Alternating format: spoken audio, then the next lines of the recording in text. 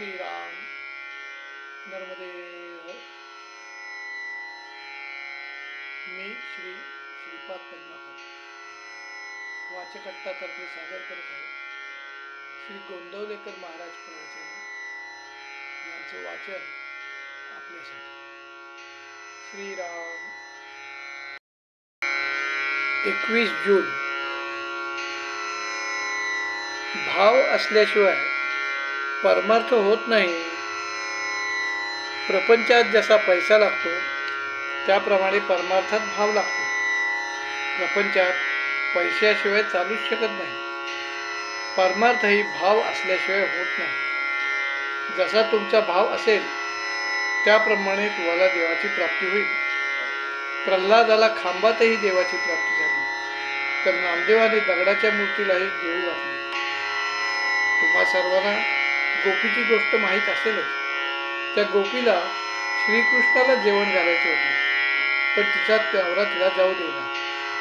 त्यावर तिने सांगितले की हा देह तुझा आहे परंतु मनावर तुझा ताबा नाही. असे म्हणून ती त्याच्याजवळ देह ठेवून श्रीकृष्णाकडे गेलीच की नाही. त्याप्रमाणे आपण परमार्थात भाव ठेवणे जरूर आहे. पण असे आपण नुसते म्हणून काय उपयोग. तो सर्वव्यापी आहे, सर्वसाक्षी आहे असे आपण म्हणतो पण आपण पापाचरण करायला भीतो का. तो आपल्याला पाहतो आहे असे पक्के वाटले तर आपल्याकडून कधीतरी पाप होईल का. पण आपल्याला तसे वाटतच नाही. आपल्यासारख्या आस्तिकाला देव हवा असे वाटते खरे पण हवाच असे वाटत नाही. आपल्या प्रपंचाच्या मदतीसाठी देव हवा असे वाटते. प्रपंच असावाच असे आपल्याला वाटते आणि भगवंत मात्र असला तर बरे असे वाटते. याच्या उलट भगवंत असावाच आणि प्रपंच असला तर बरा असे वाटायला पाहिजे. प्रपंचाची आवड असू नये पण प्रपंचातल्या कर्तव्याची आवड असावी. देहाने ते कर्तव्य करावे आणि मनाने मात्र अनुसंधान ठेवावे.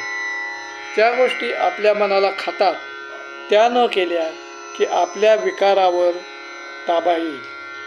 भगवंताच्या देखत आपल्याला करायला लाज वाटणार नाही अशीच कृती आपण करावी. ज्यांना व्याप आहे ते लोक रडतात आणि ज्यांना व्याप नाही ते लोक रडतात. मग सुख कशात आहे. पैसा सुख देतो का. पैसा मिळवणे कठीण. मिळाला तरी तो कायम राहील का याची शाश्वती नाही. पैशाप्रमाणेच इतर सर्व वस्तूंची गोष्ट आहे. सर्व सुखी असा प्रपंचात कोण आहे. प्रत्येकाचे काही ना काहीतरी गाऱ्हाणे आहेच.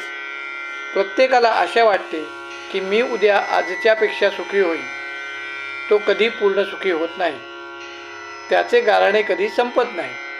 प्रपंचातल्या सर्व वस्तू नाशवंत आणि दुःखरूप अशा आहेत. म्हणूनच प्रपंच असत्य आहे हा अनुभव प्रपंच देतो. त्या अनुभवाने प्रपंचात जो आसक्त होत नाही तो सुखी. अनुभव विसरून जो आसक्त होतो तो दुःखी. सुख हे समजुतीप्रमाणे आहे आणि भगवंताचे होणे हीच समजूत तेवढी खरी आहे. आजचा स्वामी विचार. प्रपंच अनासक्तीने आणि आनंदाने करणे हाच खरा परमार्थ. श्रीराम.